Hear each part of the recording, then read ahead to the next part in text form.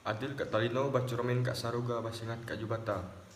Salam sejahtera untuk kita semua dan salam sehat. Perkenalkan, nama saya Adrianus Aldi. Saya dari Prodi Pendidikan Matematika 2020. Di sini saya akan memaparkan tugas untuk memenuhi tugas ujian tengah semester pada mata kuliah dasar-dasar akuntansi. Pada kesempatan ini, saya akan menjelaskan tentang materi Accounting Information System atau Sistem Informasi Akuntansi. Nah, pada suatu perusahaan, baik itu skala perusahaan besar maupun kecil ataupun menengah, memerlukan suatu sistem. Nah, sistem yang digunakan untuk pengumpulan dan juga pengolahan data sehingga dapat diolah menjadi suatu informasi dan dapat menjadi laporan. Dan dalam bidang akuntansi itu disebut dengan sistem informasi akuntansi. Nah, sebelum kita masuk dalam definisi, pertama-tama kita akan mengenal konsep sistem informasi akuntansi. Sistem adalah suatu rangkaian dari dua atau lebih komponen-komponen yang saling berhubungan, yang berinteraksi untuk mencapai tujuan tertentu. Nah, kemudian kita masuk dalam definisi Accounting Information System. Apakah itu?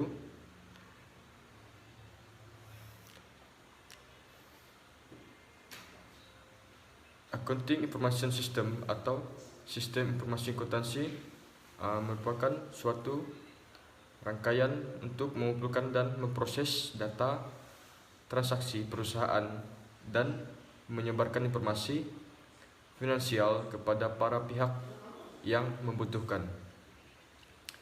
Kedua, sistem informasi akuntansi di tiap perusahaan berbeda-beda tergantung dengan jenis usaha, tipe transaksi, ukuran perusahaan, jumlah data, dan besar permintaan informasi.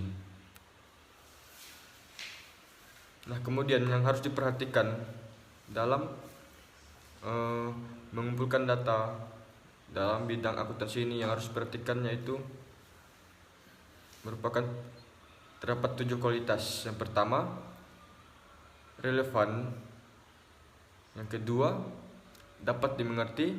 Yang ketiga, dapat diuji dan dapat diuji kebenarannya.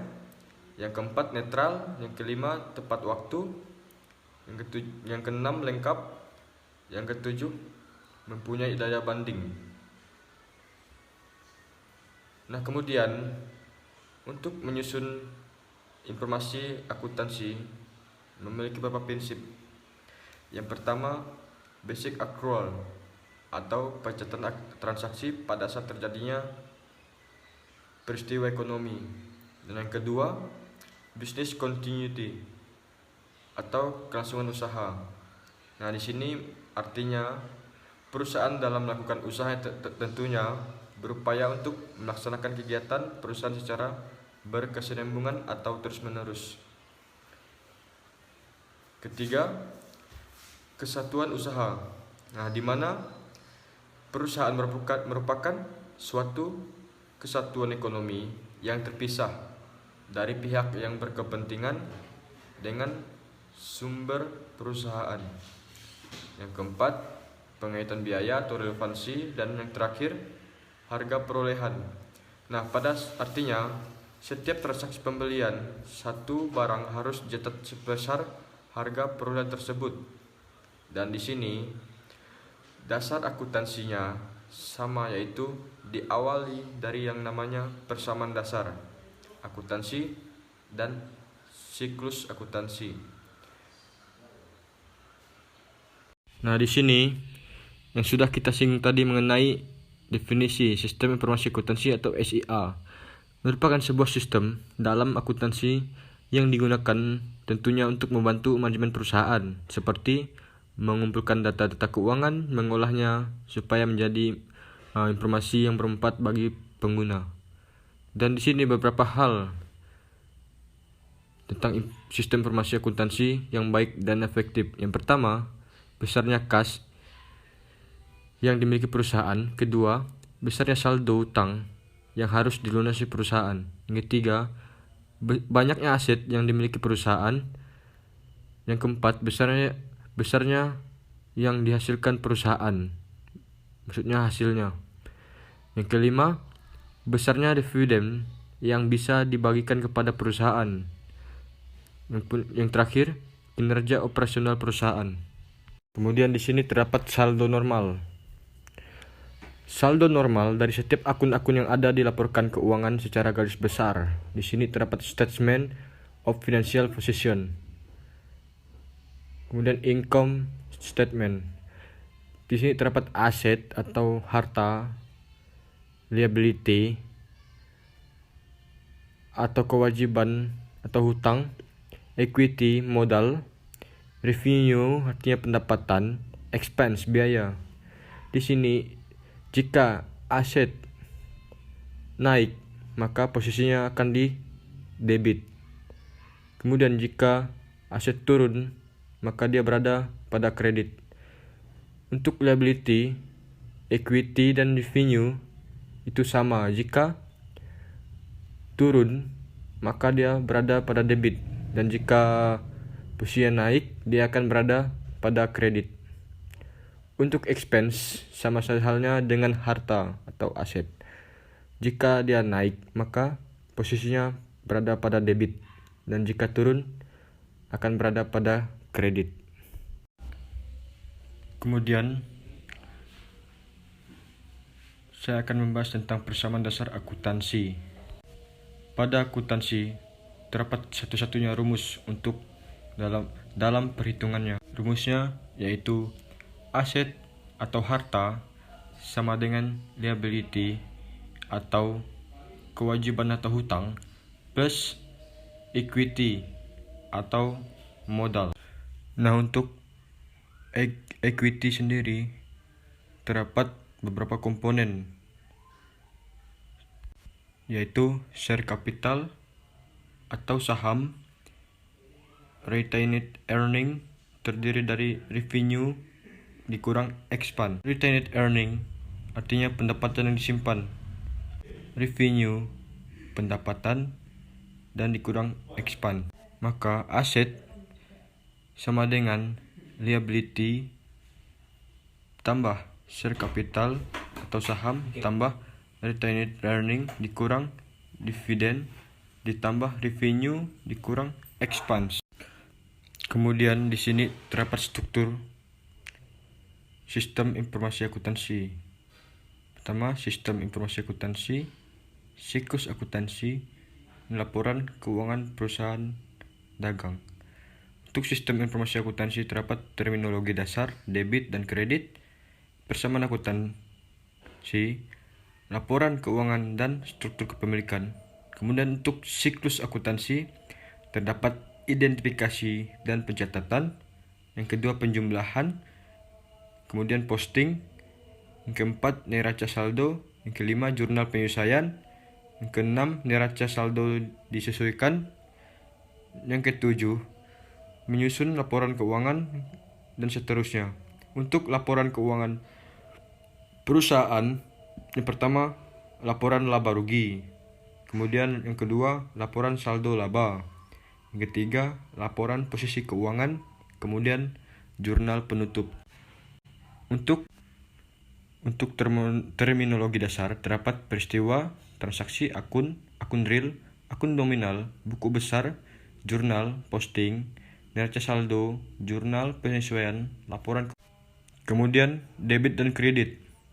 Suatu akun menunjukkan dampak transaksi pada akun aset, liabilitas, ekuitas, pendapatan atau beban. Nah, yang paling pentingnya itu debit harus sama dengan kredit. Nah, kemudian saya akan bahas siklus akuntansi. Yang pertama itu melakukan identifikasi peristiwa dan pencatatan transaksi. Setelah itu masuk ke dalam jurnal, kemudian pemindah bukuan ataupun diposting jika online, dan dimasukkan ke buku besar. Kemudian neraca saldo masuk ke kertas kerja. Setelah itu dibuat jurnal penyesuaian. Selanjutnya selisih antara neraca saldo dan jurnal penyesuaian mengakibatkan adanya neraca saldo disesuaikan setelah kertas kerja bisa membuat laporan keuangan. Dan setelah laporan keuangan, maka masuk ke dalam jurnal penutup. Setelah itu, setelah jurnal penutup, neraca saldo sesudah penutup. Dan terakhir, jurnal pembalik. Nah, kemudian di sini terdapat ringkasan siklus akuntansi. Yang pertama itu masukkan transaksi periode dalam jurnal tepat. 2. Lakukan posting ke jurnal ke buku besar.